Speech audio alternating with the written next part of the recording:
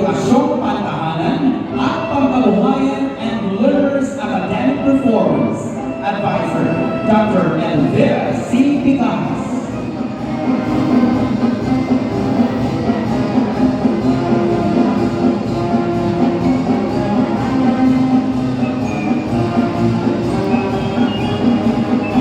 Sa Bagit Dalisay, Kalustusan na Pagpiliran. This is Fostering Literacy Growth, Exploring Teachers' Language-Based Multilingual Education Perception and Teaching Dynamics in Grade 3 Classrooms.